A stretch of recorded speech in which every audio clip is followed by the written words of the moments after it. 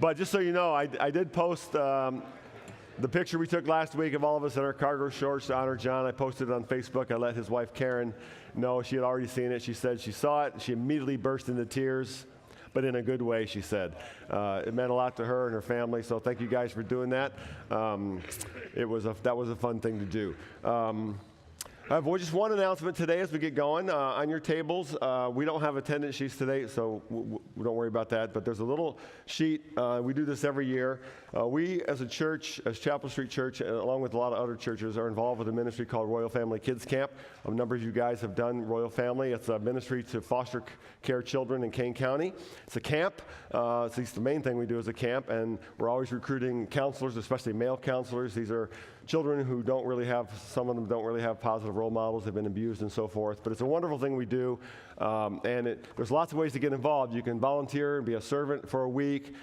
You can support financially. So take a look at this sheet if you're interested, and you can ask questions of anybody wearing a purple shirt. Here this morning, they're all with Royal Family, and Glenn's up here in the front.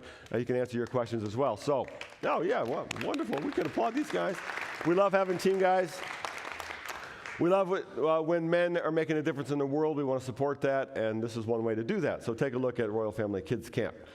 All right, here's our story for the day. Fred had been having terrible headaches for years, and nothing his doctor tried gave any relief. Finally, his doctor says, Fred, we've tried everything, analgesics, anti-inflammatories, lowering your blood pressure. We're simply out of options. Fred replied, look, doc, I'll try anything. These headaches are killing me. The doctor says, well, I really don't want to mention this final option, but there is one more thing. It's called a bilateral orchiectomy. Fred says, what's a bilateral orchiectomy? The doctor says, well, in layman's terms, it means castration. Studies prove that for many men with chronic incurable headaches, this solves the problem, and we aren't really sure why it works. So Fred takes a couple of weeks to think about it. He comes back and says, Doc, I have one question. Do you have to remove both of them? He says, yes, that's why it's called bilateral. Fred thinks long and hard and says, okay, Doc, if that's my only hope, let's do it. Fred has the surgical procedure, and sure enough, the headache stopped completely. He can enjoy life again. He starts playing golf, goes to restaurants, enjoys good meals for the first time in years, pain-free. He did feel some sadness over the parts of himself that were now missing, so he decided to get a new suit to cheer himself up. So he went to the finest men's store in town and told the tailor he wanted the whole thing, complete outfit, everything, shoes, socks, underwear, shirt, tie, suit. The tailor looked at him and said, you look like you're about a 40 regular, am I right? Fred says, yes, you are. You're right on the money. He says, your shoes look like they should be about 10.5 D, right? Fred goes, yeah, you have a really good eye. Taylor says, that's what I'm paid to do. Then he says, your shirt's about a 16.5 neck by 33 sleeve, right? Right again, said Fred. And you wear size 36 underwear, right? Fred says, wrong. I got you this time. I've worn size 34 for years. Really, says the tailor, raised eyebrows, takes a tape measure from around his neck, loops it around Fred's waist, measures and says, look, just like I told you, you take size 36 undershorts. Wearing size 34 would give you a terrible headache.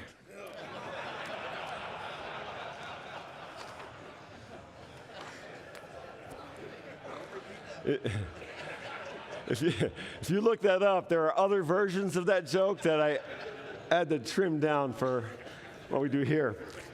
This is session 14 out of 24, and our session title today is Fireproof. We're looking at the second part of the story of Daniel and his friends from the Old Testament. I'm going to show you a movie clip now. We used this a couple of years ago after this film came out, I think. This movie is called Unbroken. It's the story of the World War II hero named Louis Zamperini, who was shot down over the Pacific, captured by the Japanese, interred in a POW camp, and then tortured by a sadistic POW camp commander. And this scene we're going to see, he's being forced to, in a labor camp, forced to hold a beam over his head under threat of if he drops that beam, he's going to be shot. Okay, this is just a sadistic torture, and so we'll take a look at Louis' resolute resistance to the power of the commander. So take a look at the scene. If he drops it, shoot it.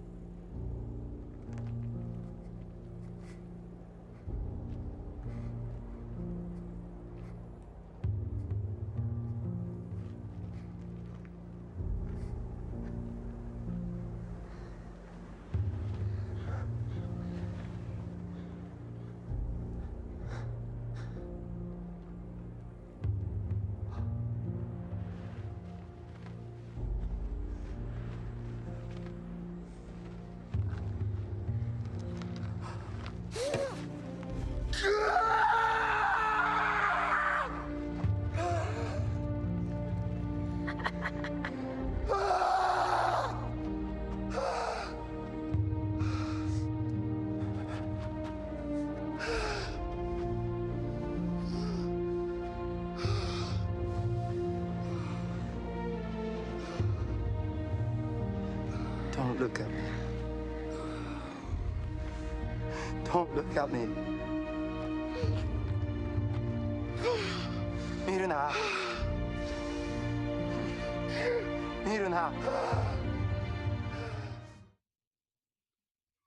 That scene goes on, and that commander beats him again right there because he's being defied. But Louis eventually wins that battle if you've seen the film. In fact, there's so much going on there. A couple things I want to mention. It's hard not to notice the symbolism when he's holding that crossbar up. It looks very much like the crucifixion. The other thing is that there's another movie, I think, coming out telling the rest of Louis Zamperini's story, because that movie was wonderful, but it didn't tell the whole story of his life. After the war, he struggled with alcoholism due to the PTSD and all that sort of stuff, but eventually he went to a Billy Graham crusade, and that's where his life got turned around when he met Christ and had a spiritual conversion. So that story, I think, is being made right now into a movie. But what I wanted you to see there is Louis' refusal to surrender. His refusal to bow to the power of that commander, and that's what we're going to talk about a little bit today. Last week, we looked at the part one of the story of Daniel and his friends. Nebuchadnezzar of Babylon sacks Jerusalem, carts off a whole bunch of Israelite captives, including Daniel and his three friends, Hananiah, Azariah, and Mishael, that we know better by their Babylonian names, Shadrach, Meshach, and Abednego. These four young men are put into a 3-year program to become personal servants to the king of Babylon.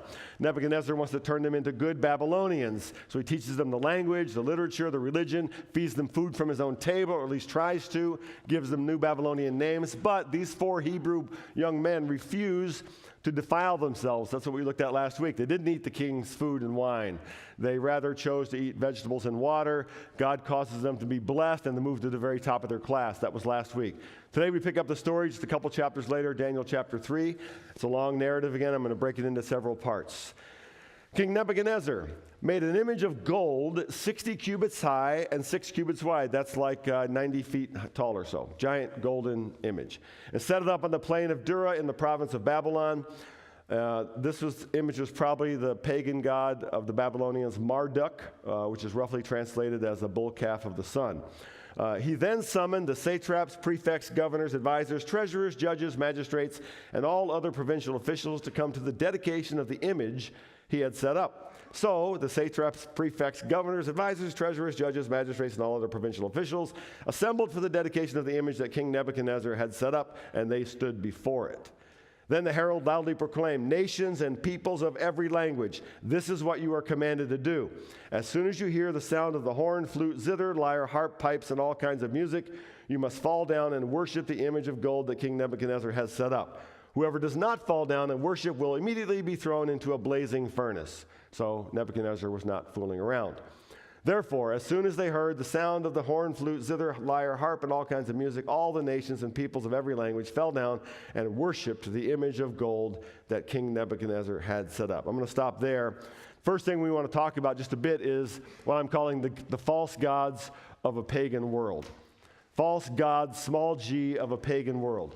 A couple of years ago, my wife and I had the chance to make a bucket list trip to Europe and had a chance to visit Rome. How many of you have visited Rome? Okay, a lot of you. So, of course, we went to see the famous Roman Colosseum. Now, the Colosseum technically is called, I did not know this, it's technically called the Flavian Amphitheater. All right? Built between 70 and 80 A.D., and it held in its heyday between 50 and 80,000 spectators. Check out this aerial view. It's really a remarkable structure. One of the wonders of the ancient world. First of all, it stood for now just about 2,000 years. I wonder how many things around us will be standing 2,000 years from now. It was used from everything from gladiator battles to mock sea battles. Early in its life, they could actually flood the floor with water and put boats in there, which is kind of amazing ancient technology.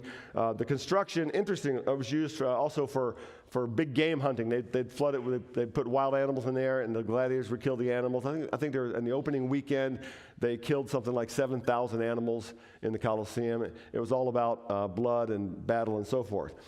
Interesting thing I did not know either is that the construction of the Colosseum in Rome was funded largely by spoils taken from the destruction of the temple in Jerusalem in 70 AD, and was over 100,000 Jewish captives worked on the construction of the Colosseum. So it bears some similarities to the story we're looking at from 1,000 years prior to that, when Nebuchadnezzar was king of Babylon, and he took Jews to Babylon as captives.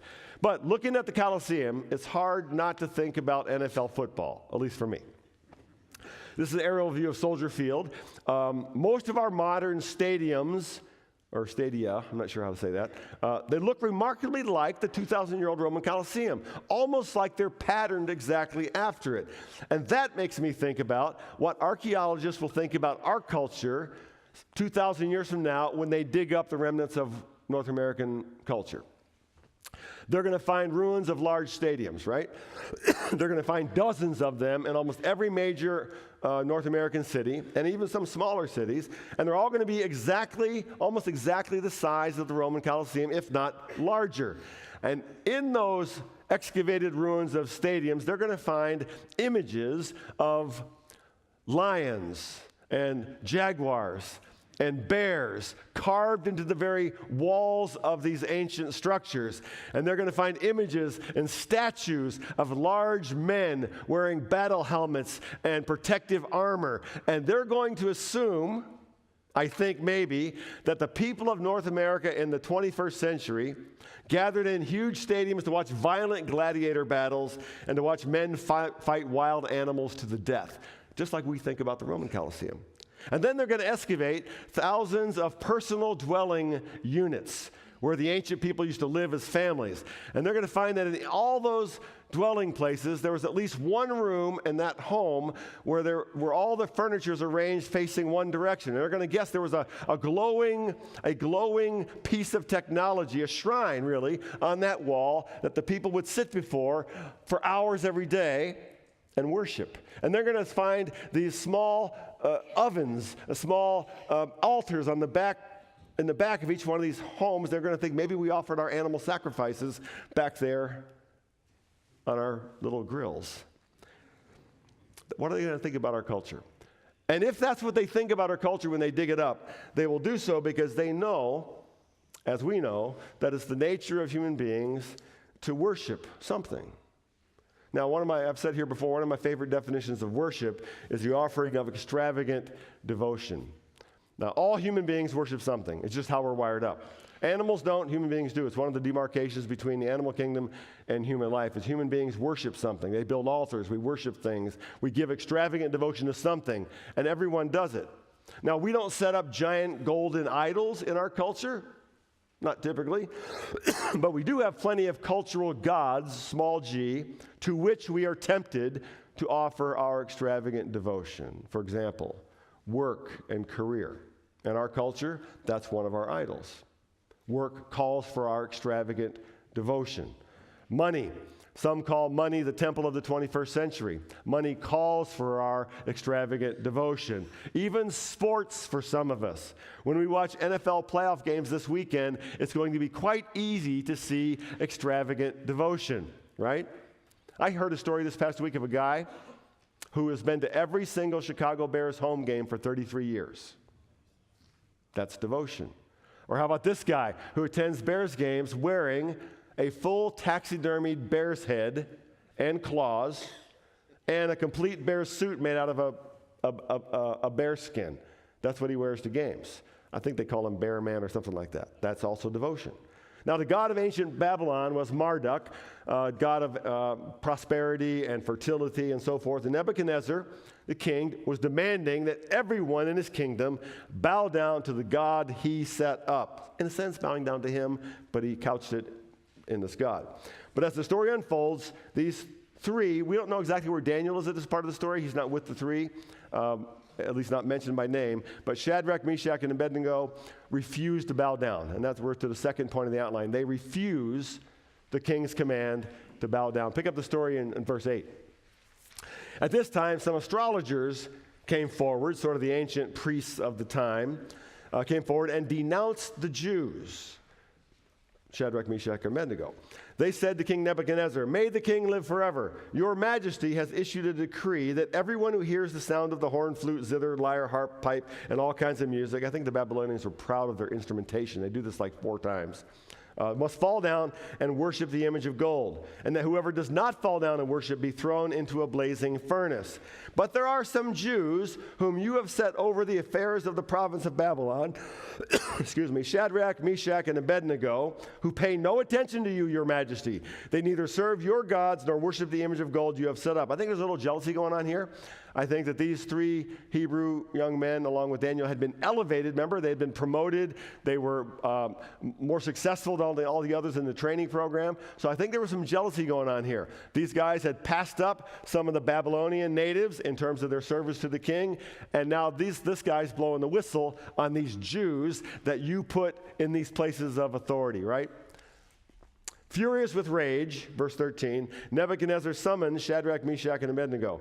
So these men were brought before the king. And Nebuchadnezzar said to them, "Is it true, Shadrach, Meshach, and Abednego, that you do not serve my gods or worship the image of gold I have set up? Now when you hear the sound of the horn, flute, zither, lyre, harp, and pipe, and all kinds of music, if you are ready to fall down and worship the image I made, very good." In other words, I'm giving you a second chance. "But if you do not worship it, you will be thrown immediately into a blazing furnace. Then what God will be able to rescue you from my hand?"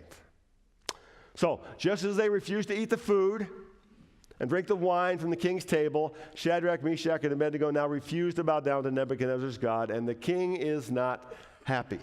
He threatens to burn them alive if they do not bow down. Now, again, we in our culture do not face that kind of threat overtly. We don't have a king who has set up a golden image and he doesn't threaten to throw us into a fiery furnace. However, we do have other gods, small g, that we are told and sometimes commanded to give our extravagant devotion to in our culture. And I mentioned some of them: work, money, the prevailing mindset of our culture. There is pressure.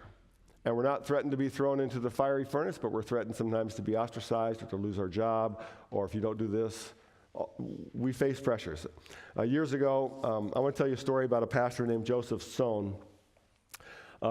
Joseph Sohn preached at our church maybe 25 years ago, maybe 20 years ago. He was a pastor in Romania, and I remember from his talk at our church the details of part of his story. I looked it up, and his story is, you can find his story online. He was an influential pastor in that part of the world during the reign of Romanian dictator Nicolae Ceausescu. He was often harassed and arrested by secret police and so forth who wanted to keep him from preaching the gospel. Finally, the story he told when he was here, he was dragged out of his home in the middle of the night. They took him to the headquarters of the secret police and threatened to kill him right there. And the officer said to him, "Mr. Sohn, you know that we have the power and authority to have you killed right here tonight, and no one will ever find your body, and they'll never know what happened to you." And Pastor Sohn looked back at the guard and said, "Yes, I know that you can certainly do that, and I am ready to die," he said. "But with all due respect, sir, let me tell you how that will go." He said, "Your supreme weapon is killing, and my supreme weapon is dying. I have been preaching the gospel of Christ for 20 years, and my sermon tapes are all over this country. If you kill me here tonight, you will sprinkle my sermon tapes with my blood, and I will speak 10 times more loudly in death than I ever did in life. With all due respect, sir, that's how that will go." They didn't kill him that night, but they threatened to do so if he kept on preaching. But he kept on preaching. Sometime later, he was arrested again, this time by the head of the secret police. This guy told him, "Dr. Sohn, we want you to know that we know your plan to become a martyr, and so to start a movement with your death. We are not so foolish as to give you your plan." So they didn't kill him. They exiled him to America. He kept preaching, sending his sermons to Romanian tapes over the radio. And eventually, as you know, if you know history, the whole regime was toppled. Ceausescu himself was executed by a firing squad on Christmas Day in 1989. Dr. Sohn went back to Romania in 1991 and not only kept preaching, but founded a Bible Institute, a Christian publishing company, and launched a radio station as well, and that ministry still continues. So in the same way, these three friends refused to bow down to the power of Nebuchadnezzar and the God he set up in the face of the threat of death, and they do it by standing together. That's the third point today, standing together. Now, most of us tend to root for the underdog. I don't know how you are. If you don't have a dog in a fight watching a game, you tend to root for the underdog. We have this cultural thing. We like to root for the underdog. Most of us like to see the good guy win in the end if we're watching a movie or something. We like it when the skinny kid on the playground stands up and punches the bully in the nose. We're inspired by the courage and faith of a man like Joseph Sohn. So try to imagine the scene. The most powerful man in the ancient world, Nebuchadnezzar, sets up a 90-foot golden idol and issues the command everyone is to bow down and worship or else be thrown into a white-hot furnace and burned alive. Just 3 Hebrew young men who've been captives for a couple of years, who've been trained to be good Babylonians, who have refused to be defiled, remain loyal to their faith and to their God and to their culture. They refuse to bow down. So this is a dramatic scene. You can almost see it as a movie scene, right? Verse 16, Shadrach, Meshach, and Abednego replied to him, King Nebuchadnezzar, we do not need to defend ourselves before you in this matter. If we are thrown into the blazing furnace, the God we serve is able to deliver us from it, and he will deliver us from your majesty's hand. But even if he does not, we want you to know, your majesty, that we will not serve your gods or worship the image of gold you have set up. That, my friends, is cool, right? That's courage. That's faith. But there's a little word I noticed here. You notice the word we 5 times in that little paragraph. We, us, twice. They made their stand together. I notice how respectful they are. They're respectful, your majesty. We do not need to defend ourselves. But we want you to know, your majesty, that the God we serve is able. But even if he doesn't, your majesty, we will not bow down. So do to us as you want. We won't bow down. But they make their stand together. Did you see the press conference that Bears coach Matt Nagy had this past week? Sort of the aftermath of the whole thing, looking ahead and all that. Did you hear the little talk he did about me and we? Okay, he was talking about the kicker, Cody Parkey, who went on to a national show, I think Good Morning America or something, and told his story a little bit. And the reporters were asking Matt Nagy, hey, did you know he was going to do that? There was some controversy about that, why he did it and so forth. He didn't say anything bad, and he was trying to tell how he survives failure and stuff. But Nagy said, no, I didn't know. And then they said, well, did you approve of it? And he said, well, we talk a lot about we around here. We win as a team, we lose as a team. And then he said, I didn't necessarily see that as a we thing, he said. Then they asked him again, and all he said was, I didn't see that as a we thing. You could tell he didn't like it at all. But he talked in terms of we and me. This is a secular football coach talking about how important it is to do things together, to make your stand together, that it's about we. What I want you to see here in this ancient story, that, yeah, it's a story about faith and courage, an incredible kind of courage that inspires us to stand up before a man who can have you killed at the snap of his fingers and say that we will not bow down. We will not bow down. But that faith is a we thing. Sure, there's a me aspect of faith. God pursues a relationship with me and with you personally. That's part of why we're here. Jesus died for the sins of the world, but he died in particular for my sins. So I need to make a decision to surrender to his grace or to resist his grace. That's the me part of faith. But when it comes to making a stand against the pagan gods, small g of our culture, and all the pressures out there that want to shape us into its mold, it's about we. We draw strength from each other. We make our stand together. And that's what we see in this story. Our theme all year has been, as iron sharpens iron, the power of spiritual friendship. And we are strongest when we make that stand together. Here's a couple of questions I want you to talk about around the table, just two. You can take them in other directions if you would like to. First one is, which of the false gods of our culture do you feel the most pressure to worship? I mentioned a few, and you may be able to come up with a few. What false gods in our culture, things that demand your extravagant devotion, give you the most pressure? And what does it mean for you to refuse to bow down? Just what does it mean to you personally to refuse to bow down to the gods of our culture? Secondly, the three friends in the story face the threat of a fiery furnace for the refusal to bow down. Do you or have you faced any consequences directly related to your faith? Do you face any consequences, or have you ever faced consequences directly related to your faith? Those two questions, and anything else you want to talk about, and then I'll wrap you up probably about 10 till to give a little more time for prayer time. So get coffee, and I'll stop you at about 10 till 7.